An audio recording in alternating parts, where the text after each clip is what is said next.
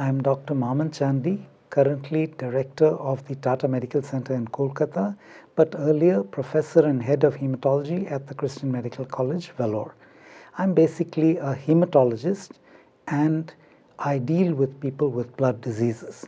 Blood diseases are a group of disorders where precision in diagnosis, monitoring, and treatment are today heavily dependent on molecular techniques. An example would be a patient with chronic myeloid leukemia. We today diagnose this disease by cytogenetics and a technique called fluorescence in situ hybridization. We track the disease by doing real-time PCR of the abnormal transcript, and we treat this disease with targeted therapy which is based on an understanding of the molecular diagnosis.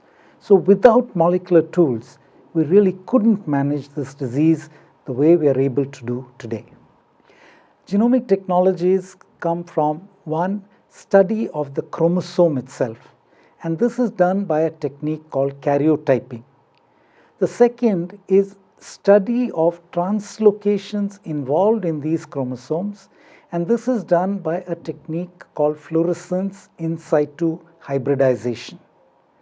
We then go on to actually documenting a mutation using PCR techniques. This is followed by sequencing where we want to know the exact mutation. And today, the availability of whole exome sequencing using next generation sequencing technologies is going to be a great advance in the diagnosis of many blood disorders. India is far behind.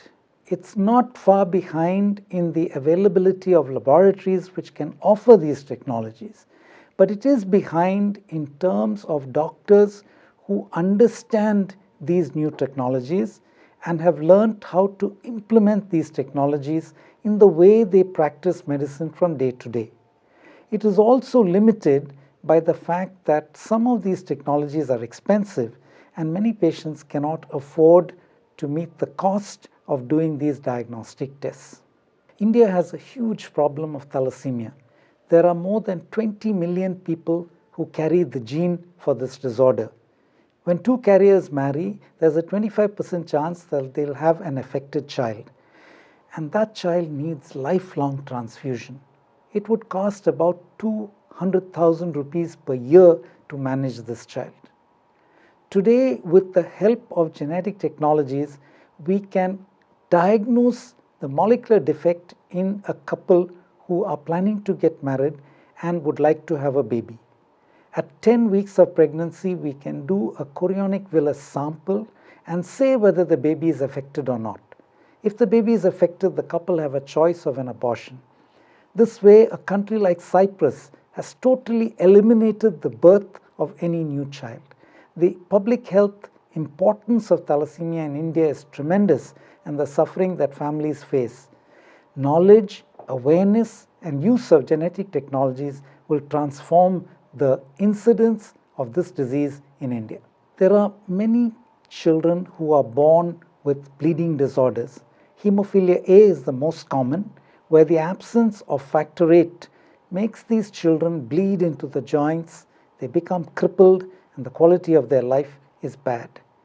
In many Western countries, these patients can be treated with factor VIII. Prophylactic factor VIII will cost about $200,000 a year. Most Indian families cannot afford that. Therefore, genetic technologies where we can diagnose and offer antenatal diagnosis can prevent the birth of a child with a bleeding disorder. Many blood cancers have a genetic signature. If we can pick up that signature, we would have a precise diagnosis, we can track the disease, and today more and more targeted therapies, which are dependent on knowing the disease at the molecular level, are becoming available. Without the tools of genetics, we would not be able to appropriately use these new targeted therapies. For many inherited and acquired disorders, destroying the patient's hematopoietic stem cell and replacing it with normal stem cells from a matching donor is the way to go. To find out the match, we need to do HLA typing, and this is done today by high resolution HLA typing using next-gen sequencing. Secondly, after a transplant, we need to know that all of the cells which the patient is now producing are donor in origin, and we used DNA technology to do a fingerprint and say that yes, now after transplant all the cells are coming from the donor and not from the recipient. I believe that the revolution is already on. Those things which we talked about 2 years ago are now actually therapies available to us to treat diseases which hitherto we couldn't treat. So I think that in the next 5 years, we are going to be increasingly use genomic tools to make a diagnosis, to follow and track the disease and to treat the patient. Infectious diseases is one area where genomics is going to transform the way we diagnose bacterial infections, fungal infections, and viral infections.